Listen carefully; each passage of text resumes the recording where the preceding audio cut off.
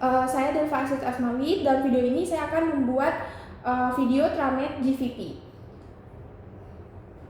Baik, selamat pagi. Perkenalkan saya dengan Dr. Delva. Di sini dengan Ibu siapa? Feli. Baik, Bu Feli. Di sini keluhannya Ibu apa ini? Saya sudah berapa hari ini lemas-lemas, dok. Udah berapa minggu sih? Oke, baik. Kebetulan saya tadi sudah disuruh untuk melakukan pemeriksaan GVP. Apakah Ibu bersedia? Ya, dok. Baik, jika Ibu bersedia, saya akan melakukan cuci tangan terlebih dahulu. Ya. Kemudian setelah itu, setelah mencuci tangan, saya menyiapkan alat-alat yang akan saya gunakan. Di sini ada senter dan juga penggaris. Oke, yang pertama, saya akan menggunakan lampu senter dari arah miring untuk melihat bayangan vena jugularis. Permisi.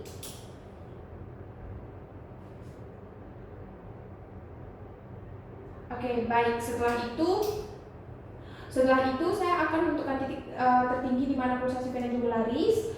Kemudian saya akan menggunakan penggaris.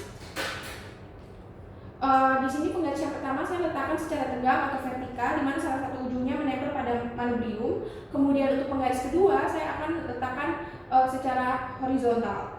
Dan juga saya akan mengukur jarak vertikal atau jarak tinggi antara manubrium dan titik tertinggi pulsasi pada vena dan ditambah 5 cm. Di sini untuk perhitungannya tingginya itu 2,5 cm. Baik, kemudian saya akan mencatat hasil. Terima kasih, Bu. Ya. Saya Delva Asit Asmawi. Dalam video ini saya akan membuat pemeriksaan varises. Baik, selamat pagi, Bu. Dengan Ibu siapa? Feliciana. Baik, Ibu Feliciana. Saya dengan Dr. Delva yang akan melakukan pemeriksaan varises. Sebelumnya, apakah Ibu bersedia? Ya. Baik, Ibu boleh berdiri sebentar, kemudian balik ke belakang. Oke, jadi yang pertama saya akan melakukan inspeksi di tungkai bawah. Saya akan melihat di sini apakah ada tanda kornisitas atau kelainan kulit seperti talamitasis, dermatitis atau edema ataupun pendarahan atau tidak. Di sini saya tidak melihat ya. Kemudian yang berikutnya untuk inspeksi saya akan perhatikan kemudian vena mengalami varises tungkai bawah, apakah vena superficial utama atau cabangnya. Di sini tidak ada tampak jelas untuk venanya. Kemudian berikut saya akan melakukan palpasi. Saya akan meraba daerah vena yang berkelok-kelok. Oke. Tidak ada kelainan ataupun obstruksi ya.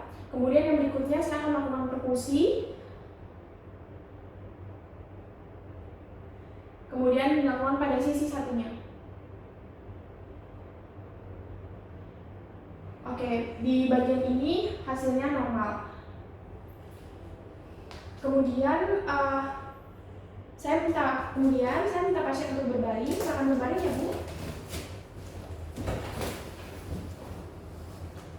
Kemudian saya akan melakukan okllusi vena vena magna dan paha bagian atas dengan kompresi manual menggunakan tourniquet. Ya.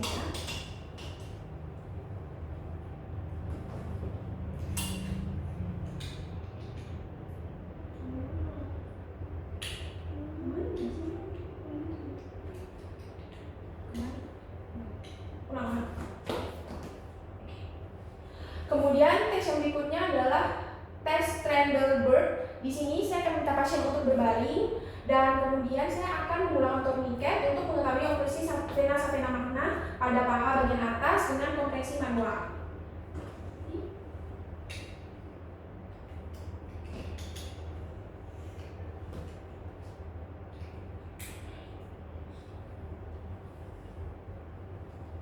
Kemudian saya akan meminta pasien untuk berdiri. Bisa berdiri, Bu. Balik sebelah sana. Kemudian saya akan biarkan pasien berdiri selama 20 detik. Kemudian setelah itu saya akan melepaskan kompresi dan lihat adanya tambahan pengisian vena atau tidak. Baik, saya akan mengamati pengisian vena pada tungkai. Normalnya vena superficialis terisi dari bawah atau distal dan memakan waktu itu selama 35 detik. Oke, baik.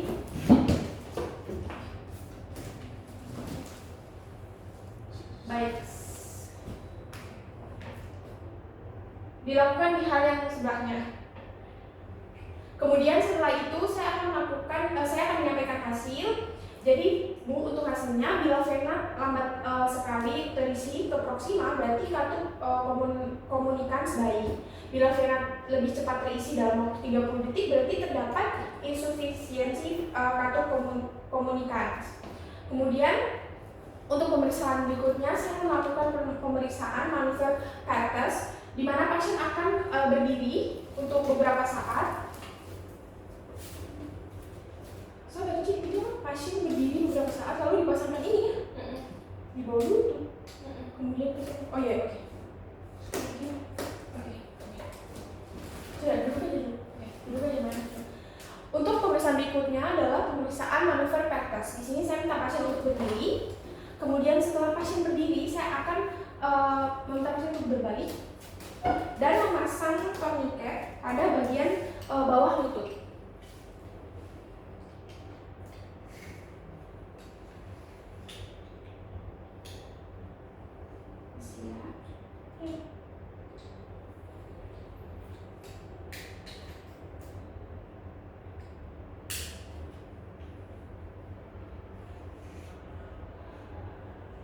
Kemudian saya meminta pasien untuk berjingkat sebanyak 10 kali agar otot betis berkontraksi.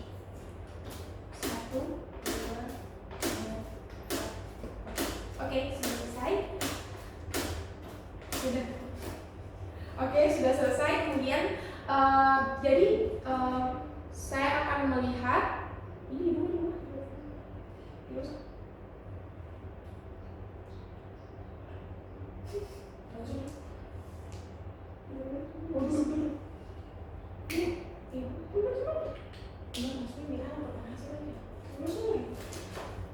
Oke, sudah selesai. Jadi di sini bila vena yang terletak di distal dari ikatan kempis atau kosong berarti katup vena perforantes dan vena profunda berfungsi dengan baik dan ataupun tidak ada sumbatan. Jadi untuk pemeriksaan manuver Perthes ini hasilnya baik. Kemudian untuk pemeriksaan berikutnya adalah human sign. Di sini saya minta pasien untuk balik ke belakang.